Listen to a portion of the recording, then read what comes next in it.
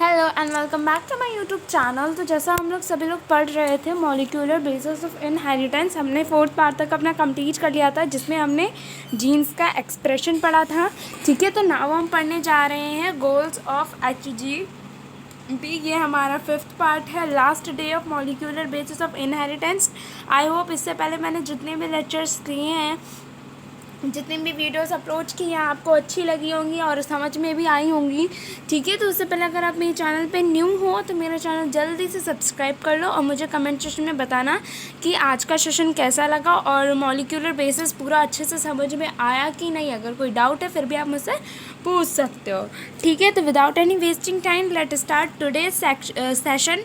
ठीक है, पर उससे पहले आपको एक बात ध्यान में रखनी है कि अगर आपने मेरे चैनल सब्सक्राइब नहीं किया तो जल्दी से सब्सक्राइब कर दो और बेल आइकन को प्रेस कर दो ताकि मैं जब भी अपनी नेक्स्ट वीडियो अपलोड करूं तो आपके पास नोटिफिकेशन जाए, ताकि आप कोई भी जो लेक्चर है मिस ना करो, क्योंकि ये लेक्चर्स 12th एग्ज़ाम के लिए बहुत ज़्यादा इंपॉर्टेंट होने वाले हैं।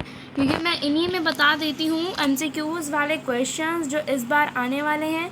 ठीक है, जो बहुत ज़्यादा इंपॉर्टेंट होते हैं, जो वन लाइन से साइलेंट फीचर्स, जैसे हमने इस लाइन से पढ़ा तो इस लाइन से क्या क्वेश्चन पढ़ सकता है, बन सकता है। ठीक है, तो ऐसे करके जो न्यू पैटर्न पे बेस्ड है मैं उसके हिसाब से आपको क्वेश्चंस बताऊंगी इस वीडियो में लेक्चर के एंड होने तक। तो मेरे साथ बने रहना, बीच में स्किप करके मत जाना वरना आपका लॉस हो जाएगा।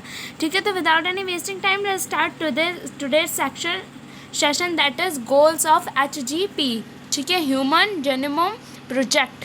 ठीक है, अब ये होता क्या है इसके बारे में डिटेल में पढ़ते हैं। ठीक है, some of the important goals of HGP were as follows. ठीक है, अब इसका जो प्रोजेक्ट था ह्यूमन जेनोम प्रोजेक्ट। ठीक है, तो इसको क्या इसका मतलब कि ये जो प्रोजेक्ट था ये कब से कब तक चला, ये 1990 से कब तक चला, 2003 तक चला। इतना लंबा ये प्रोजेक्ट चला, तो इस प्रोजेक्ट में कुछ तो खास बात होगी ना। ठीक है, तभी तो ये इतना लंबा उन्होंने इस पे ऊपर, और ये बहुत ज़्यादा एक्सपेंसिव प्रोजेक्ट था जिसके ऊपर बहुत सारा पैसा भी खर्च हुआ, टाइम भी हुआ। बट ये क्यों इम्पोर्टेंट था और इसके अंदर फीचर्स क्या थे उसके बारे में हम स्टडी करेंगे। तो सबसे पहला क्या था इसमें कि 20,000 से 25,000 के जीन्स इन ह्यूमन DNA में आइडेंटिफाई करना, मतलब एक एक जीन के ऊपर स्टडी करना, उसको आइडेंटिफाई करना, दूसरे से उसका डिफरेंस बताना। ठीक है, ये सबसे पहला इसका फीचर तो ये हो गया कि क्यों इतना टाइम लगा, क्योंकि ये 20,000 जीन्स को स्टडी करना, एक एक इसमें से एक एक जीन्स को स्टडी करना, आइडेंटिफाई करना। ठीक है, उसके बाद determine the sequence of 3 billion chemical base pairs that make up human DNA। मतलब कि जो 3 बिलियन बेस पेयर थे ना, उसको आइडेंटिफाई करना,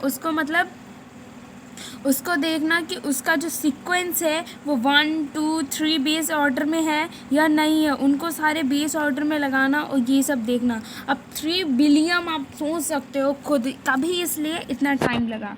ठीक है, store this information in data basis. ठीक है, ये इन्फॉर्मेशन किस में स्टोर करने के लिए, डाटा बेसिस, ताकि हम आगे आने वाली जनरेशन को आगे बता सकते हैं। ठीक है, improve tools for data analysis, transfer related technologies to other sectors such as industries. ठीक है, तो इस सेशन में आप मेरे साथ बिल्कुल बने रहना क्योंकि मैं लास्ट तक आपको इंपॉर्टेंट्स बता दूंगी और ये बिल्कुल सुपर सेशन होगा। ठीक है, इसको आपके देखने के बाद बिल्कुल अच्छे से समझ में आ जाएगा। ठीक है, अब मैं 2-3 क्वेश्चंस भी पूछ लूँगी जिसका आप आंसर मुझे कमेंट सेक्शन में दोगे। ठीक है, तो उससे लिए आप बिल्कुल मतलब एंड तक देखना मेरे साथ। ठीक है, एंड तक पढ़ना। ठीक है, बहुत फन भी आएगा, बहुत अच्छा भी लगेगा, अभी आप देखना। ठीक है, फिर address the ethical legal and social issues that में अराइज फ्रॉम दी प्रोजेक्ट। ठीक है, हर तरह से सेटिस्फाई करना। ठीक है, एथिकल भी, लीगली भी और सोशली भी। ठीक है, तो ये इसके कुछ आप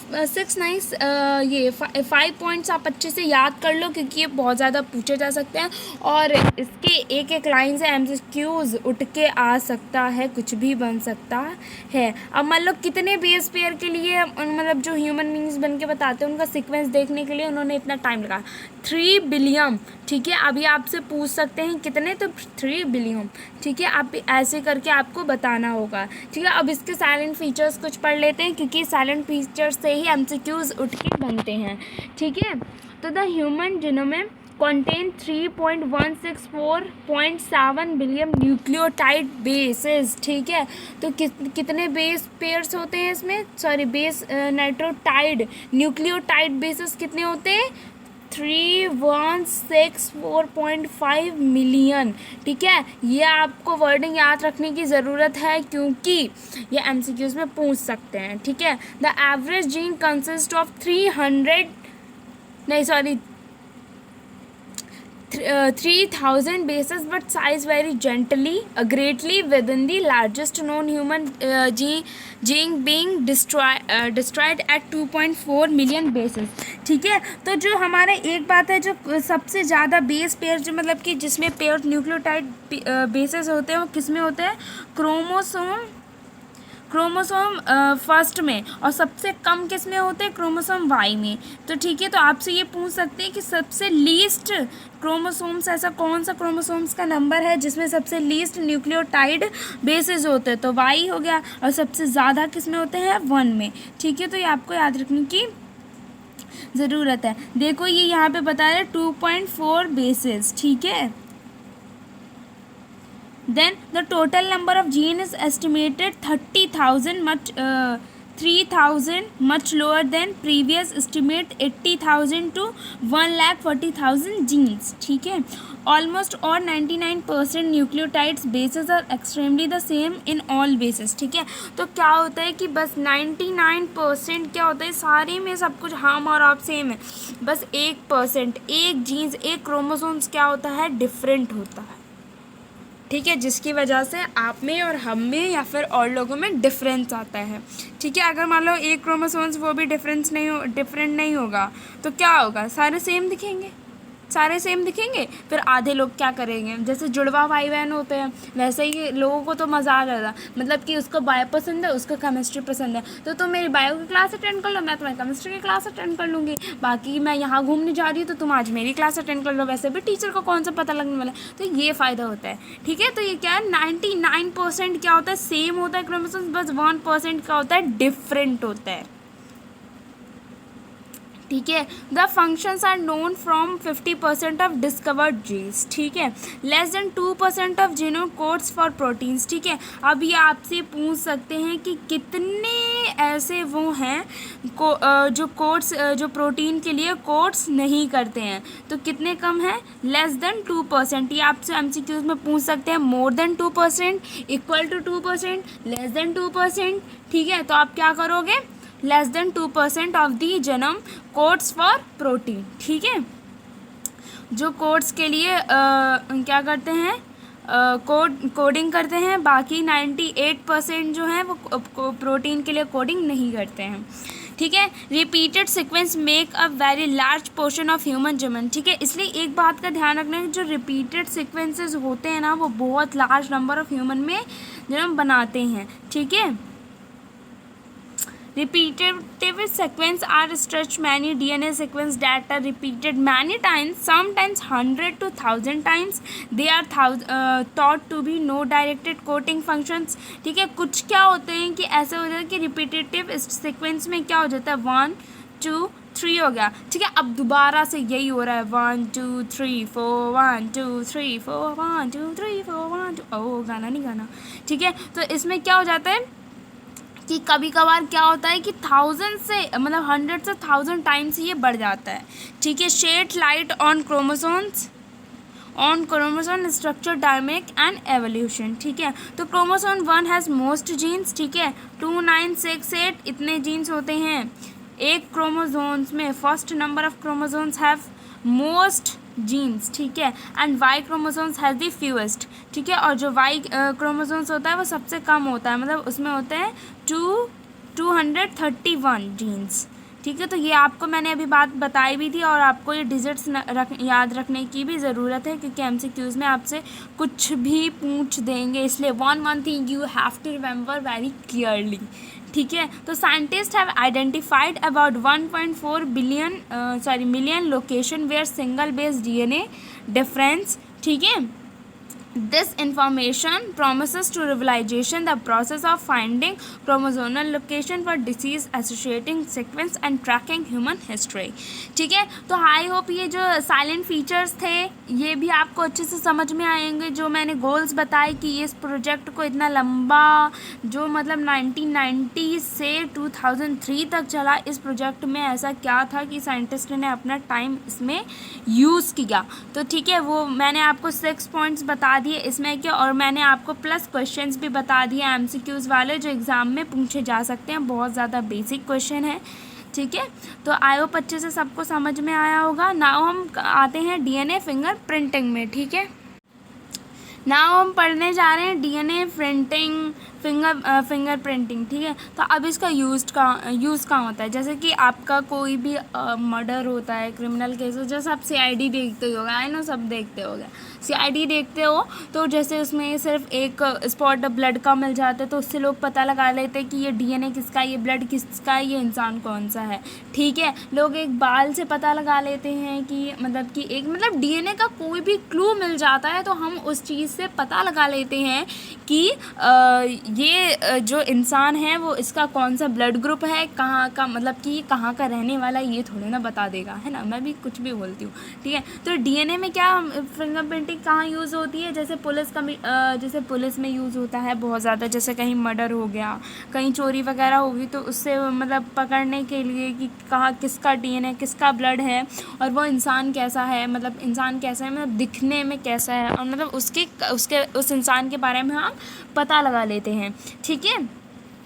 तो फिंगरप्रिंटिंग एक ऐसा ये डिस्कवर्ड टेक्निक है जो बहुत ही यूज़फुल है आजकल के वर्ल्ड में, टेक्नोलॉजी के वर्ल्ड में बहुत ज़्यादा यूज़फुल होता है डीएनए। जैसे कि आप पैटर्निटी टेस्ट कराते हो तो पता चल जाता है ये बेबी किसका है, जैसे होता है ना।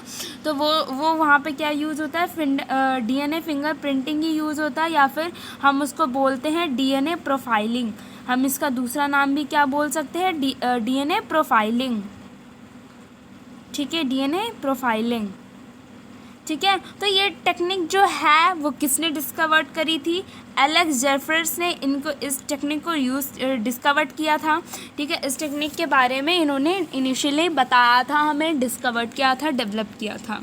तो उन्होंने क्या किया था, he used a satellite DNA as proof that show very high degree of polymorphisms. It was called as variable number of tandem repeats, ठीक है। यहाँ देखो रैंडम नहीं बोल रहे हैं, टैंड्रम बोल रहे हैं, and it is a big difference between random and tandem, ठीक है। VNTR, ठीक है। तो डीएनए के अंदर VNTR होता है, जिससे हमें पता चल जाता है उस इंसान के बारे में जिसका वो डीएनए क्लू हमें मिलता है। जैसे एक नेल मिल गया हमें, पूरा नेल नहीं, नेल मतलब ये कटा हुआ नेल मिल गया, बाल मिल गया, ठीक है, बालों का सिर्फ एक वो मिल गया, ठीक है, और किसी का ब्लड मिल गया, सलाइवा से हम पता लगा सकते हैं, इतना डेवलप्ड हो चुका है, ठीक है। तो देखो डीएनए से नहीं, डीएनए के बहुत सारे प्रोसेस होते हैं, ठीक है, 4 प्रोसेसेस होते हैं, जिनके बाद हमें डीएनए मिलता है, मतलब डीएनए नहीं मिलता, VNTR मिलता है, वेरिएबल नंबर ऑफ टैंड्रम रिपीट्स, ठीक है। ये इसके थ्रू हम पता लगाते हैं, ठीक है। अब देखो डीएनए में कौन कौन सी टेक्निक यूज्ड होती हैं। आइसोलेशन ऑफ डीएनए, ठीक है, digestion of DNA by restriction, ठीक है। फिर separation of DNA fragments by electrophoresis, ठीक है। उसके बाद transferring of separated DNA fragments to synthetic membrane such as nucleo cellular, ठीक है। फिर उसके बाद होता है hybridisation use labelled VNTR proof, ठीक है। Detecting and hybridised DNA fragments by autography, auto radiography, a systematic representation of DNA fingerprinting is shown in, ठीक है। मैं आगे अभी आपको स्लाइड दिखा दूंगी, ठीक है। The VNTR belongs to a class of satellite DNA refer to as mini satellite, ठीक है। तो आप बोल रहे होगे कि अरे मैम आप तो सब पढ़ गए, मुझे क्या पर समझ में आएगा। देखो मैं समझाती हूँ, ठीक है। तो इसमें क्या होता है, सबसे पहले आइसोलेशन ऑफ डीएनए होता है, ठीक है, आइसोलेशन ऑफ डीएनए होता है। ठीक है, डीएनए के जो क्लूज मिलते हैं ना, हम उसको पहले इकट्ठा करते हैं। जैसे एक हेयर मिला, तो हेयर में पता है डीएनए हमें मतलब कि हेयर से क्या हो, तो हम उसको क्या करते हैं, उसको सेंट्रीफ्यूज करना पड़ता है। उसको एक टेक्निक होती है सेंट्रीफ्यूगेशन, उससे करके क्या हमें अलग अलग करना पड़ता है, जो हमारा प्योर डीएनए होता है और जो उसमें मिक्सअप रहता है। ठीक है, तो उसको हम डाइजेशन ऑफ डीएनए बोलते हैं। ये हो गया हमारा सेकेंड पार्ट। ठीक है, तो जो प्योर डीएनए होता है वो हम उसको अलग निकाल लेते हैं और बाकी डीएनए को अलग निकाल लेते हैं। ठीक है, जो हमारा प्योर डीएनए होता है उसके बाद हम उसमें सेपरेशन करते हैं। ठीक है, सेपरेशन करते हैं, फिर उसके बाद ट्रांसफरिंग कराते हैं उसकी। ठीक है, उसके जो सिंथेटिक मेम्ब्रेन होता है ना, उसको हम क्या करते हैं, सेपरेट करके फ्रेगमेंट्स बना के उसके सिंथेटिक ट्रांसफरिंग कराते हैं। ठीक है, उसके बाद यही कहीं जाके हमें क्या मिलता है, VNTR मिलता है, जिसकी वजह से हमें पता चलता है कि ये जो चीज़ हमें जो डीएनए क्लू मिला है वो किस इंसान का है। ठीक है, तो VNTR की फुल फॉर्म आपसे MCQs में पूछी जा सकती है। और आपसे डीएनए में क्या पूछा जा सकता है कि जो इसके जो स्टेप्स हैं डीएनए फिंगरप्रिंटिंग के, वो आप बताओ कि क्या है।